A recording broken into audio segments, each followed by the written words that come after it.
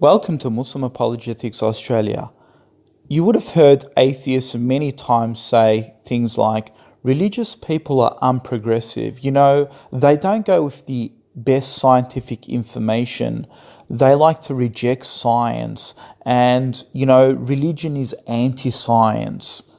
And they like to draw this conclusion on theists and religious people that we are basically all from the same camp and we are anti-science, we are unprogressive.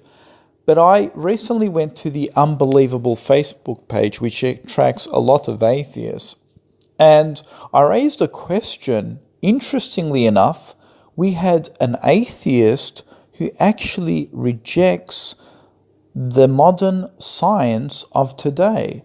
So the question I raised in the group was, I said, an atheist in the group, your thoughts on Braxton's assertions, true or false? His name is Braxton Brian. I asked him, is our universe eternal? And Braxton writes, I don't. He says, I don't. I believe the universe always existed.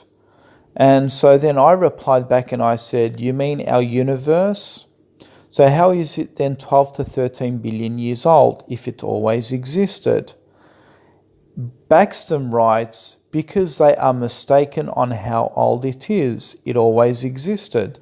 So now we have Braxton, an atheist, who disagrees with the scientific community that the universe has a beginning. He basically says it always exists. And I raise this question to the rest of the atheist community and look at their response. There's a guy called Stephen Caldwell. He tries to defend his atheist brother. He says, that's not consistent with our current cosmological model. He's basically condemning Braxton for not being consistent with the scientific model. But look what he says here. He says, it's also something that atheists can agree or disagree with. Always existed doesn't necessarily mean it can't end through. So no, the same as eternal. So basically he's saying atheists can have a disagreement. So, it's interesting how he doesn't want to put his atheist brother down. He's still saying, oh, look, he's disagreeing with our cosmological model. But it's something that atheists can agree and disagree with. And I wrote back and I said, so atheists disagree with science? So Stephen writes back and says, Braxton didn't make an argument from science. He appears to himself admit that he is deviating from mainstream science on this. And I replied back by saying he did say they got it wrong, referring to scientists. And Stephen writes back saying, exactly, he also said believe. So this is his belief, not one I share. And I responded back saying, I thought atheists didn't go by personal belief or subjective opinion. They go with scientific data and evidence. So why is he acting like a heretic? Stephen writes back and says, that's not how atheism works. It's not a codified belief system. There are no heretics. Many atheists have opinions that diverge from mainstream scientists. Some have scientific opinions and some don't. And Stephen writes again and says, religion does not have a copyright on bullshit. Okay, so my response was, so why is this atheist giving me an unscientific opinion? Stephen writes back and says, it's worth asking him why he thinks that is and having a dialogue with him if you choose. So he's now backing out. Braxton joins the conversation and he says, I find science rather dull. Look at him. He's actually saying he finds science rather dull. So we have atheists having a go at their own scientific method.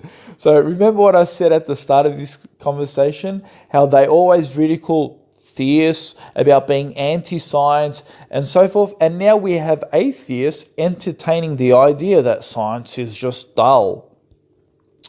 And then he goes on, Braxton's continues to rant, and he says, if you want to think that humans have all the information about the universe, well, have fun with that. I don't think we do. Well, again, he's disagreeing with modern science. Our modern science do claim they have the answer, and the answer is that the universe, as we know it, is not eternal. But he disagrees with it. He says they don't have the answer. Dan comes back and writes, this is another atheist, he writes, atheists sometimes do and sometimes don't go by personal belief or subjective opinion. They sometimes do and don't rigorously apply the scientific method. Okay, so he's saying that some atheists don't apply the scientific method. He says the singular qualifying attribute of an atheist is not believing in God or gods. Some people are atheists for good reasons and some for bad reasons. It's an individual as the individuals who are theists. And I wrote back to Dan and I said, Dan, I thought the atheistic methodology was always to apply the scientific method. In fact, they ridicule religious personalities for not doing so in answering world questions.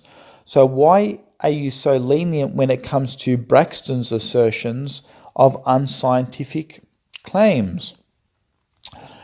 And then Baxter comes back and says, atheistic methodology, where do you get this stuff from? And I wrote back and said, from the atheist worldview. Braxton writes back and says, worldview? I just don't believe in gods. That is atheism. And I said, yes, but as an atheist, you believe in the scientific method, don't you? So why don't you apply that method and say it's wrong?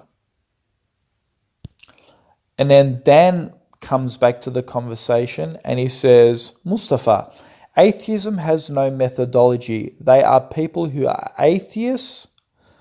He's saying there are people who are atheists who believe all kinds of different non-scientific things. Look at that, folks.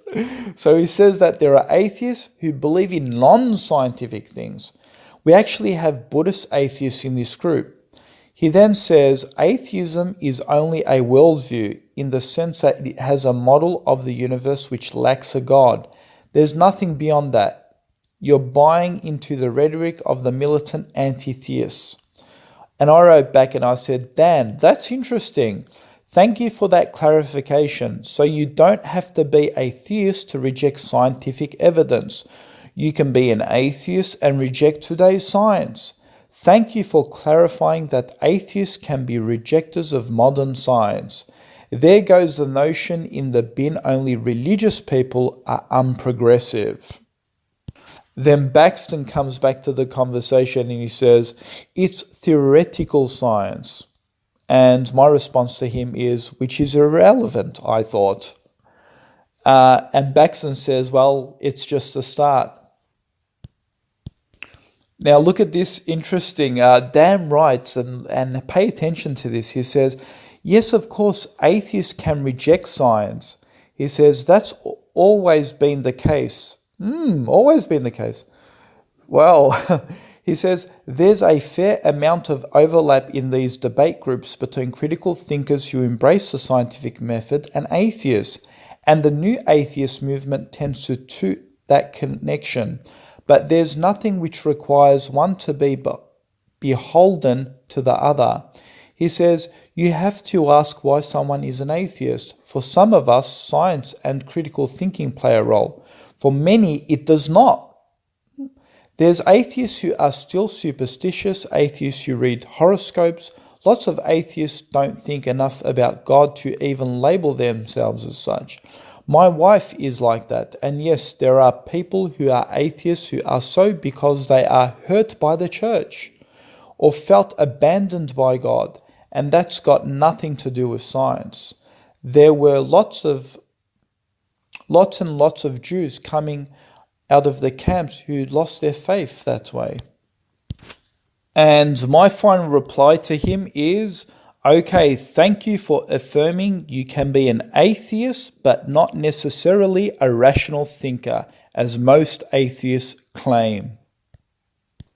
And they'd always like to ridicule that people who believe in God are irrational people. They're not rational people at all, and only atheists are the rational thinkers. Well, this talk proved to me that even atheists admit that other atheists are irrational and do not think rational as thinkers.